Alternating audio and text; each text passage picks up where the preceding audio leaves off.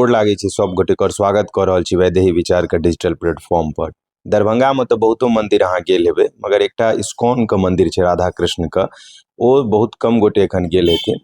और अगर अहाँ नहीं गेल छियै ने तऽ आइ ओकर एकटा मिनी ब्लॉग के माध्यम से ओ मंदिर के अहाँ सबके दर्शन कराबऽ चाहे छी, भगवान के दर्शन कराबऽ चाहे छी, तो बस वीडियो में बनल रहियो और एकटा छोट छिन ब्लॉग के माध्यम से दरभंगा के इस्कॉन के माध्यम से संचालित राधा कृष्ण के मंदिर के अपने सब दर्शन करी। सबसे पहले अहाँ शुभंकरपुर आबि जाओ और ई शुभंकरपुर में महाराजी पुल जे देख रहल छी एकरे ई दृश्य अछि। तो महाराजी पुल पर जखने अहाँ एबे तो ओकर जखने महाराजी पुल आगा उतरबे न तो दहिना साइड रास्ता मुड़ले, ओ सीधा दहिना साइड देख लियो, जेना पुल ई उतर रहल छै न तो दहिना साइड रास्ता मुड़ले।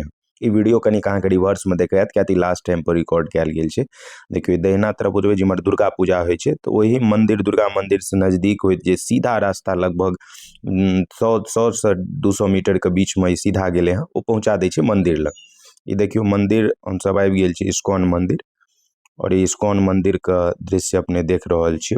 बहुत पुरानी मंदिर छै राधा कृष्ण के, जकरा लगभग विगत 2-3 बरख से इस्कॉन द्वारा एकरा संचालित कयल जाय छै। इस्कॉन एकरा अपना अंदर में देख के संचालन कर रहल छै। ई मंदिर देख रहल छी जे हमरा अहाँके धरोहर राज धरोहर से पूरा संबंध राखैत अछि। और आब चलो मंदिर के आगू के दृश्य अपने सबके सेहो देखबै छी। और ई देखियो कतेक नीक आर्किटेक्ट डिजाइन बनायल गेल छै धरोहर के रूप में, जकरा लगभग ई जंगल छले बुझियो एक हिसाब से जाबे एकरा इस्कॉन नहीं लेने रहे। और एतऽ पैर धोय के लेल सेहो ई जगह बनायल गेल छै, जे तऽ पहले श्रद्धालु भक्तगण सब पैर धोय के तखन मंदिर में प्रवेश करथिन। तो हम एतऽ पैर धोलहुँ और ई देख सकै छियै जे बड़ा सुंदर दृश्य छै। ओना तऽ कनिक पुरान लागैत हैत, मुदा तैयो एकरा बेहतर करे के प्रयास में लागल अछि। ई सीढ़ी चढ़े वाला, सीढ़ियों के जे डिजाइन छै वो बड़ा यूनिक तरीका से बनायल गेल छै, बड़ा नीक लागे छै देखे में अहाँके। ई देखियो यह इस्कॉन के नीचा वाला तल छोड़ ऊपर तल पर ई छै, और ई सामने ई इस्कॉन मंदिर छै। देखे में तो लागैत है जे मतलब ओतेक आधुनिक नहीं, कारण जे हमरा अहाँके इस्कॉन के मंदिर के लऽ कऽ जे मोन में प्रतिमूर्ति छै ओ कनिक अलग छै, मगर ई मंदिर के ग्रहण कयल गेल छै इस्कॉन के द्वारा। तो ताहि दुआरे ई मंदिर के स्वरूप पहिलेये से बनल छै, आब एकरा नव स्वरूप देबाक प्रयास धीरे धीरे भऽ रहल छै। जेना कि देख रहल छै आगाँ से रंग पोताई डिजाइन बहुत सुंदर जे छै से भऽ रहल छै। ई बामा तरफ देखियो स्कैनिंग सेहो लागल छै, इस्कॉन दरभंगा से सीधे स्कैन भऽ के जुड़ि सकै छी सोशल मीडिया पर। गाँव के एकांत में ई जगह छै आ पूरा शांति वातावरण, अहाँ एबै न तो बहुत नीक लागत।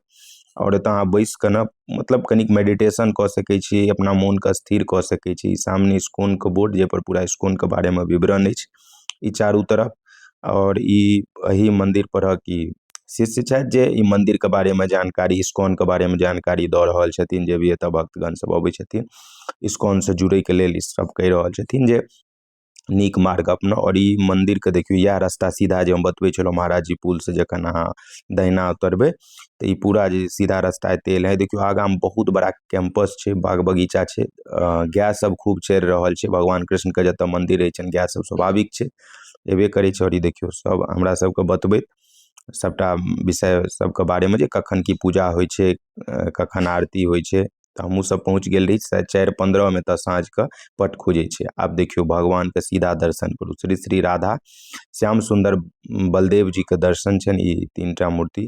आ जाड़क मास छै तो भगवानों के ऊनी कपड़ा जे छै से पहिरायल गेल छनि। हमरो अहाँके घर में राधा कृष्ण के सब गोटे पूजा करै छै, विशेष रूप से बाल गोपाल के। तो जहिना एकटा बच्चा के ठंड में सहेज के, गर्मी में ओहि हिसाब से ओकर भोजन पहनावा, तहिना भगवान श्री कृष्णो के मंदिर में पूजा रूप स्वरूप में भऽ रहल छै।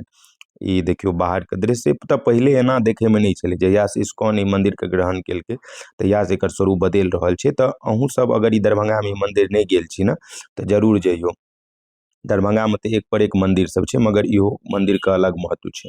एतऽ जे इस्कॉन के शिष्य छथि ओ समय पर आबि के ई आरती में कीर्तन में भाग लै छथिन। दर्शक कते रहला कम बेसी ओहिसे नहीं मतलब छै, मगर हिनकर समय सबटा संचालित होइ छै। एखन 1 जनवरी के तऽ यज्ञ भेल रहे नव वर्ष पर, ई यज्ञ के ओ स्थल अछि।